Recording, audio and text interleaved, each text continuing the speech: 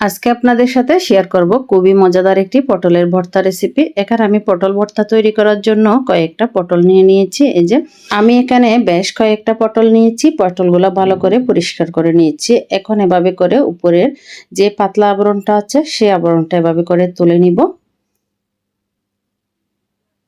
আমি সবগুলা পটল এভাবে করে পাতলা আবরণটা তুলে নিব।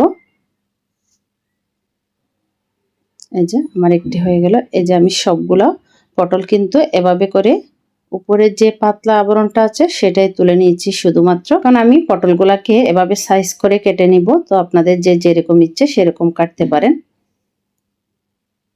আমার সবগুলা পটল কিন্তু কাটা হয়ে গেছে। এখন একটি ফ্যানের মধ্যে কিছুটা পরিমাণ সরিষার তেল দিয়ে দিয়েছি আমি। এখানে অবশ্যই সরিষার তেল ব্যবহার করার চেষ্টা করবেন যেহেতু ভর্তা।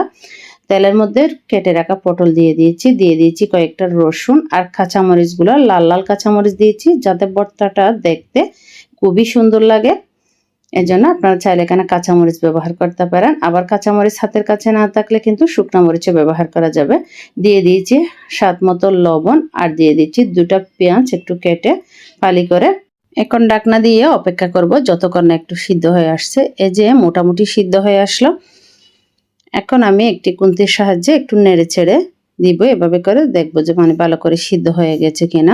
পটলগুলা সবগুলা যখন ভালো করে সিদ্ধ হয়ে আসবে তখন আমি এখানে দিয়ে দিব কিছুটা পরিমাণ কালো জিরা। কালো জিরা দিলে ভর্তার টেস্ট কিন্তু একদম অন্যরকম হয়ে যায়। তো আজকে এই ভর্তা রেসিপিটি যদি আপনাদের ভালো লেগে থাকে রেসিপিতে একটি লাইক কমেন্ট শেয়ার করে অন্যদের দেখার সুযোগ করে দিবেন। আর নিত্য নতুন রেসিপি পেতে পেজটিতে ফলো দিয়ে সাথে থাকতে পারেন। কে কোথা থেকে ভিডিওটি দেখছেন অবশ্যই জানাতে ভুলবেন না। ইউটিউব চ্যানেল থেকে দেখে থাকলে চ্যানেলটি সাবস্ক্রাইব করে পাশে থাকবেন।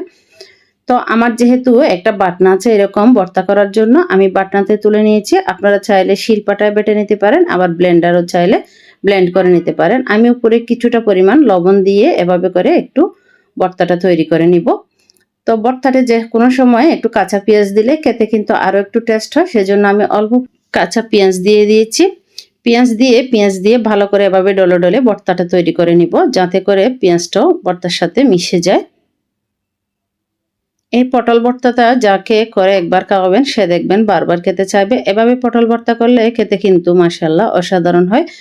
আমার মতে পটল রান্না করে খাওয়ার চেয়ে এভাবে ভর্তা করলে বেশি টেস্ট হয়। এখন আমি উপরে কিছুটা পরিমাণ সরিষার তেল দিয়ে দিব, যেহেতু কাঁচা সরিষার তেল দিলে ভর্তা খেতে আরও একটু ভালো লাগে সেজন্য অল্প পরিমাণ দিয়েছি। আপনারা চাইলে আবার স্কিপও করতে পারেন, যেহেতু এগুলা পটলগুলা তেলে ভেজে নিয়েছি সেজন্য তেল না দিলেও চলবে। আমি একটু কাঁচা তেল দিয়ে দিয়েছি, খেতে কিন্তু বেশ ভালোই লাগে। এই জন্য আশা করি আজকের এই রেসিপিটা আপনাদের ভালো লাগবে। আজকে পর্যন্ত